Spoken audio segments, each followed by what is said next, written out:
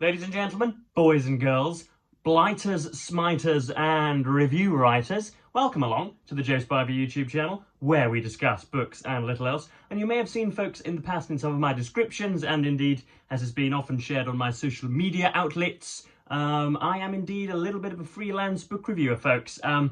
I have not been profitably remunerated for such actions as of yet, for such submissions, but we're well on the way, I do believe. And I thought I'd take this opportunity while I had a fresh and flailing candidate landed on my, beached like a beach whale on my hearthrug, as Sherlock Holmes would say. Whilst I've got a book to review, I thought I'd take you along with me through that process. And this may turn into a bit of a week in my life. I don't really want to do anything that is too self-aggrandizing and just want something that wants to draw attention to itself ridiculously, but I may well do that. Somebody is putting the bins out whilst I am seemingly talking to myself. I'm probably going to be put into some sort of ward for some sort of neurosis, but there we are.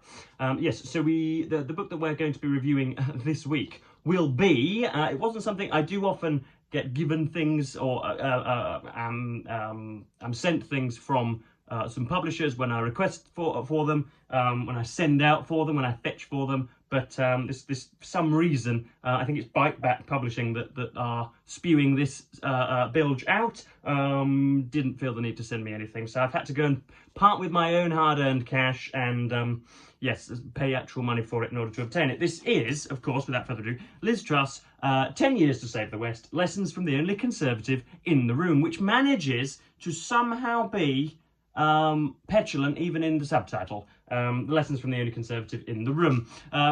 It's going to be very, very difficult. It brings up, of course, it's remarkably short, that has to be said. I thought it was going to be much longer. Remarkably short, but it brings up a few questions that I want to discuss before going into some of my reviewing practices. First of all, that of prejudice, that much hackneyed sacred cow in the 21st century. Prejudice. This is objectively a politician whose pronouncements are at laughable variance with observable reality.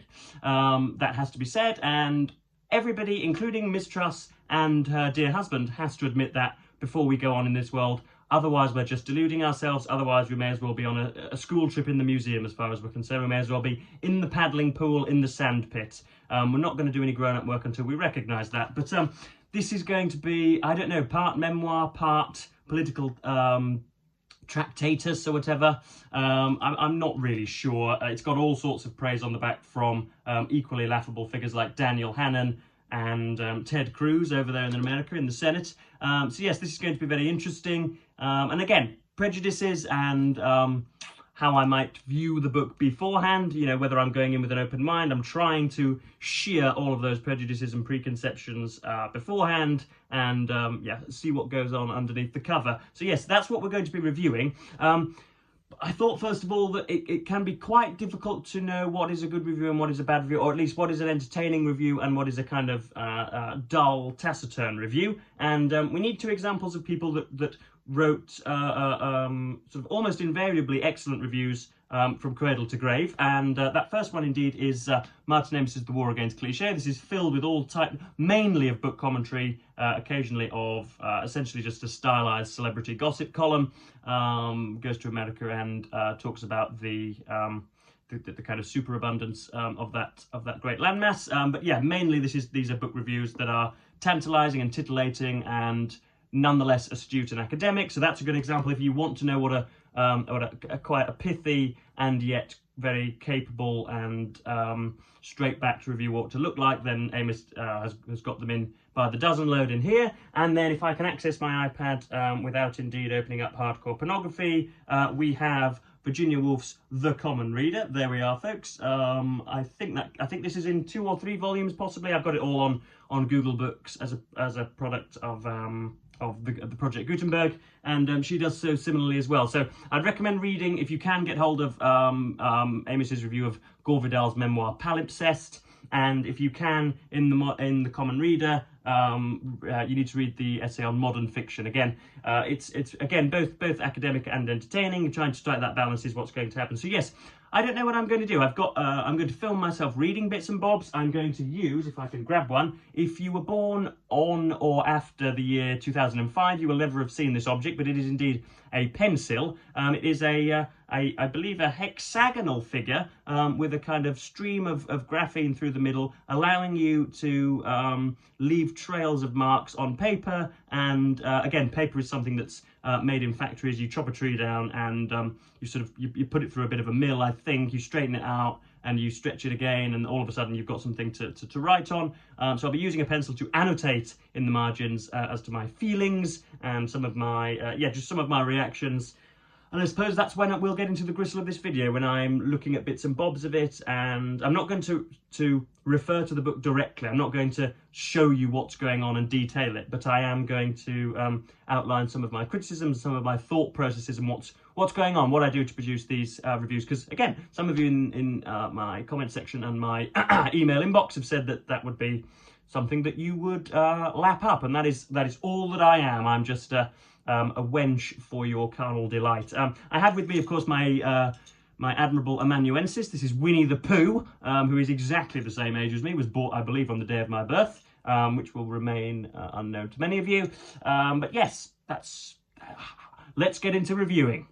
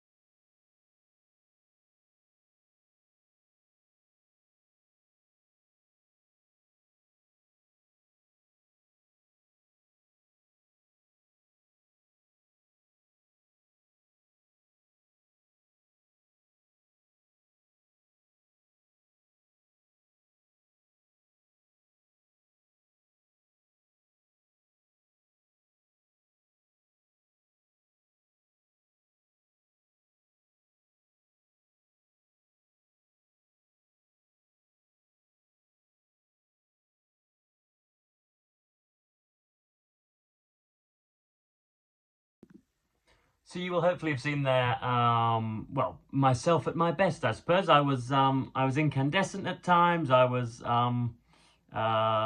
jovial at times. I was quite pugilistic. I was going about it in the margins as well. You can tell.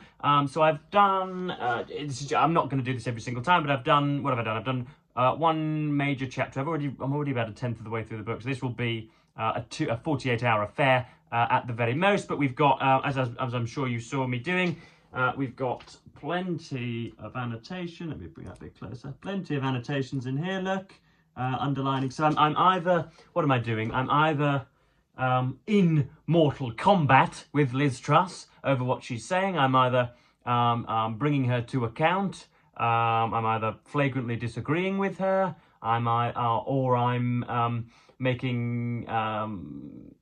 making a record of my stylistic impressions. Whether she commits what I have, I think I have coined the term sandpit simile on Open Letters Review, and I'll be using that time and time again. If it's a sandpit simile, I mean, goodness me, I needn't even detail them. If you say that the opening week of your traumatic and really very difficult premiership was like a roller coaster, or if you say that, oh goodness me, he waxed his legs and they were after that as smooth as an eel, or just those kind of verbal tics that you can countenance in extemporaneous speech, but when you're sat writing and you're trying to get down to the nitty gritty of things, you should really purge that stuff, because it's it shows a kind of it's indicative of a bit of a hive mind, and you're not being particularly astute or particularly discriminatory when you're writing. You're just splurging everything there, and that's unprofessional, I think, and it would be lenient of me not to point it out. So yes, we've done bits and bobs of it there, and what I also take to doing whilst I am preparing a review, or at least going through a book with hopes of reviewing it later on, is I write things down. I do essentially little paragraphs about essentially regurgitating subject matter so that I don't forget what happened in different places. Not with the specificity of a Wikipedia page, for example, but just getting bits down. What happened? This first section, for example, was about her leftist education or whatever, and the what do you say, ideological constrictions that prevent any kind of what you might call social conservative reinterpretation of the education system or whatever. That was what it was about. A little bit about her taking office and the Queen dying, Her Majesty Queen Elizabeth II sadly perishing, I think 2 days afterwards. Bits and bobs of that. So I've got notes on her style. I've got also here, so obviously we've got 10 years to save the West, and then I've got all of the pages that, not all of the pages that I've annotated, but the ones that I think I'm probably going to pick out, and ones that I'm going to utilise when I'm actually physically writing my review. So yes, that's essentially the practice that I do. I'll do that 4 or 5 times today, and by midday tomorrow I'll probably be finished. So hopefully I can dapple some of this video with more reading montages. I don't read anywhere else. I don't go to the middle of a park. I don't follow people in prams whilst reading. I don't walk about the suburbs whilst reading. I don't read on the sofa. I don't read on the roof. I don't read on the RMS Titanic. I read only supine on this bed. So yeah, I'll maybe just have to change my clothes tomorrow in order to vary things up a little bit. But yes, this is essentially how I review, and yeah, we'll go on from there. Anything else that I do pick up on, I'll make sure to include. Okay, ladies and gents, so I've read approximately 75% of this thing now, and around about now, whenever I'm, as I say, about 3/4 of the way through a book, or well past the halfway point, and the time for reviewing is becoming near, over the horizon, I always tend to think about register and tone, just what it is my review is going to consist of. I know that might sound mundane and self-evident, but it's a more nuanced thing than you might imagine.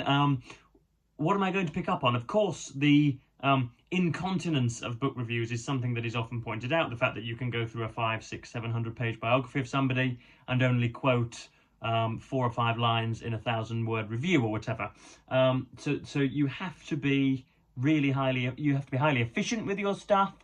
With your selections. And yeah, you can't let anything run away with you. And of course, obviously, I've taken the dust jacket off, as everybody should who owns hardbacks when they're reading them, because they faff and they crinkle.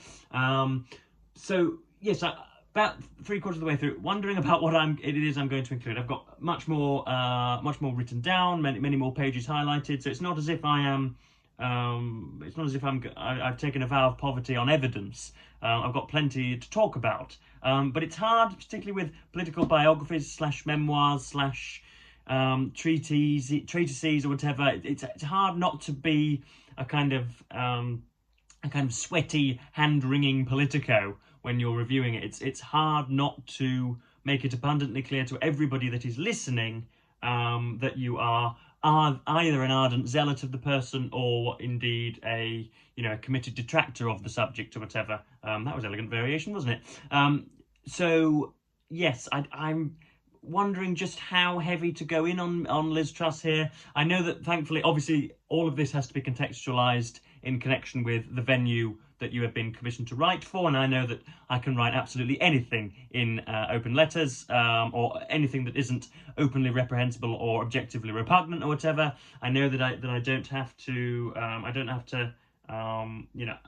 to self-censor or whatever. I really can pretty much say what I want, but nonetheless, I still don't want to come across, as I said, as a kind of a steaming politico, somebody who is just some kind of starry-eyed ideologue. I don't want to come across as I don't want it to be an overtly political review. I want to talk about Liz Truss's style. I want to talk about her hopefully what will be an apolitical discussion will be her relationship with the truth, and of interpretation. So yeah, these are all the things that I'm considering now. I've already got a little bit of an opening line. It's incumbent upon you as a reviewer, if you're wanting to be really rather entertaining, or if you want to furrow the brows of some of your readers, if you want to test some of their preconceptions and challenge them whilst they're reviewing, whilst they're reading a review, it's very, very important indeed to start off with a snappy line, no matter how superficial or how you may be unnecessary, or how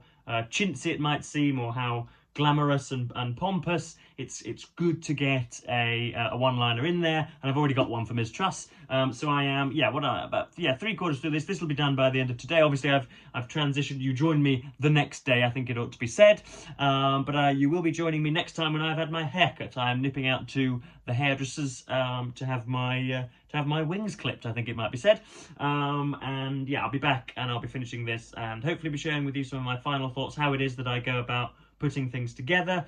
You're hoping to you're hoping for you got to try and apprehend the register that the writer sets out at first. So are they talking about how they're going to dismantle the civil service? Are they talking about, I don't know, moss in Western China? Are they talking about the preponderance of blonde girls in nightclubs, or whatever it is they're setting out? How well do they persevere with that? How often do they prevaricate? How often do they wander about? How committed is the writing to its original intended stated purpose? And yeah, do they wander off? Do they meander? And is it all done in really rather bad faith? This is obviously all to do with political non-fiction, which is not my forte, but it's certainly something that I gravitate towards. So these are all of these considerations are willing through my mind. How heavy do I want to go on her, as it were? Obviously that's violent sexual imagery that's all in your heads now. How hard do I want to go into Liz Truss? And please subscribe to my OnlyFans if you do indeed want to see the private video of that. Goodness. Yeah, how critical do I want to be? How obvious does my resentment of Liz Truss want?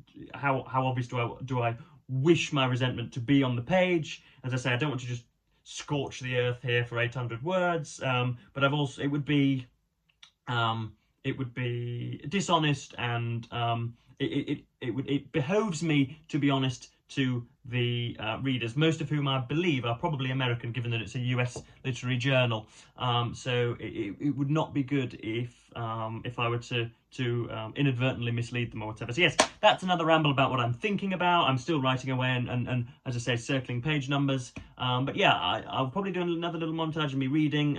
She's in government now. She has climbed the greasy pole, and she's in number 10 Downing Street, whining about just how difficult it is to go and buy a latte in Pret-a-Manger. It's actually been very interesting talking about the quiddities of governmental rule, and how it is that the state seems to requisition lots of your freedoms, even though you're the Prime Minister of an entire landmass. So yes, I'm going to crack on with some more reading. Well, I'm going to go to the hairdressers first, and then later on this afternoon I shall crack on with some more.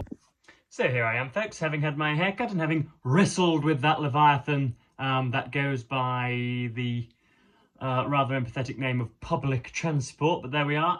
The local bus services in and around me seem to have done away with the good old-fashioned return ticket, that ever-reliable thing, which meant that it was easier to pay slightly more to be able to go there and back rather than buy 2 singles. You can either now buy 2 singles or get the 169 to Jupiter with an all-month pass or whatever that costs £15. So I had to do the former, of course.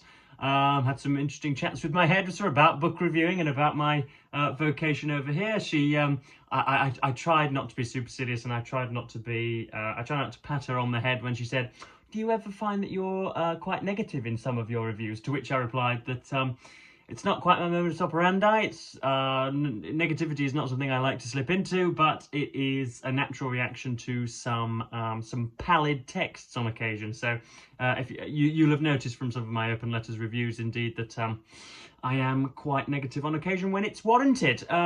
But anyway, I just wanted to jump back on. I haven't read a single bit. I've only just got home. I'm about to have lunch. But I thought that I would give you a recommendation if indeed you are wanting to become a book reviewer yourself, and you find that you just can't get the words down, and that the ideas of your reviews are alien to you.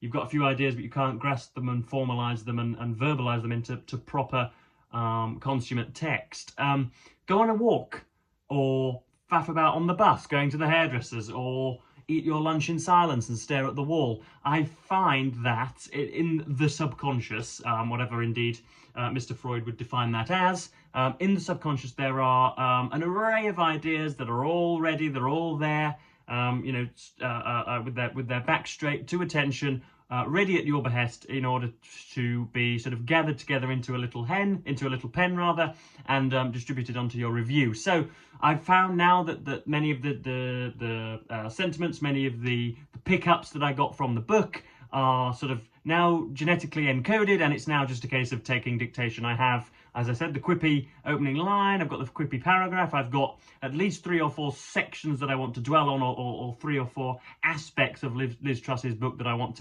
to center my review on, or at least focus a little more on, and that's all just a product of staring out of the window, walking to the bus, the hour and a half, 2 hours out of my day that it took to get to the hairdressers and back has given me free rein and essentially a decent starting point, a decent diving board from which to spring. So yes, that's just another little piece of advice there. There's my little amanuensis Winnie the Pooh. And yes, I'm going to have some lunch, then I'm going to read some more. There'll be another montage coming up for me reading. And yeah, then I am going to put some pen to paper, literally, not symbolically. I do indeed write them out. I know that can seem quite anachronistic and perhaps, just sort of cleaving to spirituality, whereas, because keyboards are as good as anything these days, but there's something, call it misguided idealism if you will, but there's something about holding a pen and holding a pad and putting your stuff down. So yes, I think that's me for now. Yeah, cue the reading montage.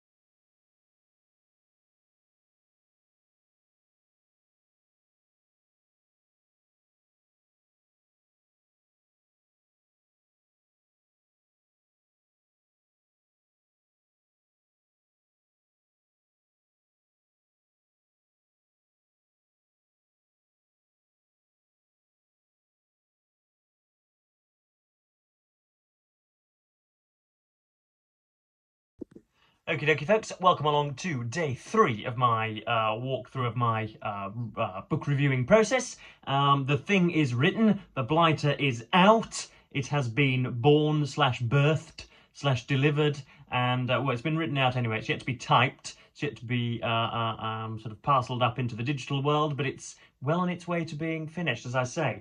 But a few things, here is proof as well. This is obviously the original manuscript, for which you will be lucky to pay £50,000 and £60,000 for in about sort of 15 or 20 years, when I am the fascistic dictator of Great Britain. So you may as well pay me £1,000 for it now.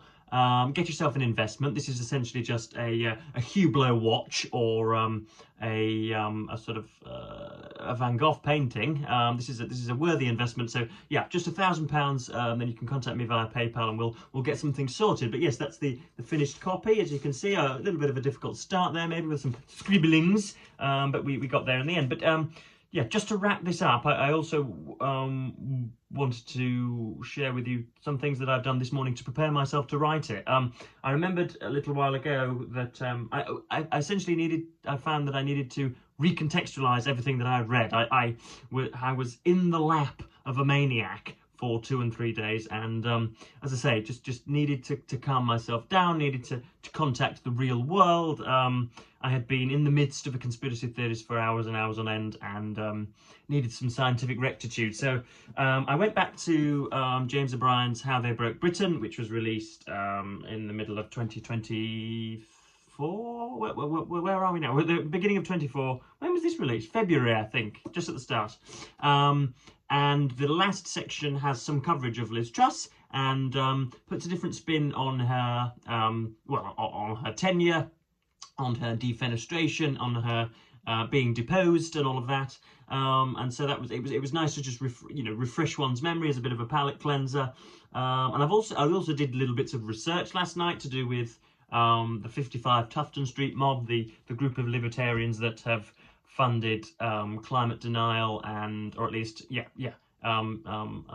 undermining of anthropogenic climate change or whatever, and for who've lobbied for lower taxation. So I've researched and I've consulted other books, but I've also gone back just in this morning. I wake up at about 7 every day, have a little bit of breakfast, just sort of whatever it is, caramelized peasant or whatever, and I then dive into something probably between about 7:30 and 8:30 or 7:45, 8:45, and so yes, that's kind of dialed into me. That's part of my circadian rhythm almost. It's habitual now. So I've got through the last section of that, which is only 10 pages, and then I just sort of flipped through David Cameron's For the Record, which is another political memoir. It's a little bit more capacious, obviously, as you can see, a little bit more detailed, and despite my previous censure of it, I've animadverted about this on very many occasions on this channel for being self-serving and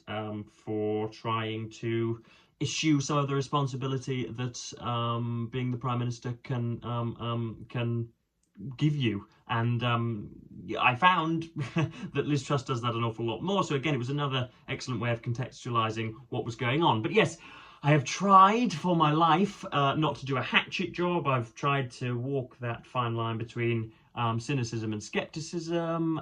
What else have I done? I've tried to populate my writing with some puns and some not puns, that's the lowest form of wit, but sort of wry epithets and sobriquets and bits and bobs, just extracurricular activity. Tried to throw a few pens across the classroom whilst being academic and reeling off my timetables as well, if you'll allow the metaphor. So yes, that is complete. There she is, the finished product. She has been the blighter has been, as I say, written out, and we just need to type it out now and then send it off to our lowly publisher, or at least our lowly editor, Mr. Steve Donoghue, and yes, see what the old Bostonian thinks, and then go from there. But yes, this has been jolly good, folks, to be able to talk to you supine on my bed after reading sessions, and to be able to, heaven forbid, record myself reading, and to reiterate just what's going on in my writerly mind, and to share with you what I do on a daily basis. Short of showing you my excretions and sort of walking around the park where I wring the necks of geese. Short of doing that, I don't think I could be any more authentic than I have been now. So I think this is a long way of me saying that this is the end. So I hope you enjoyed this little video, folks. It will have taken, by the time it's out and recorded, a little bit of editing, which is of course disagreeable and a little bit I don't know. It harms us in a way, because it's very, very difficult to do. But yes, that's a long way of me saying thank you ever so much for watching this video, BookTube, and goodbye.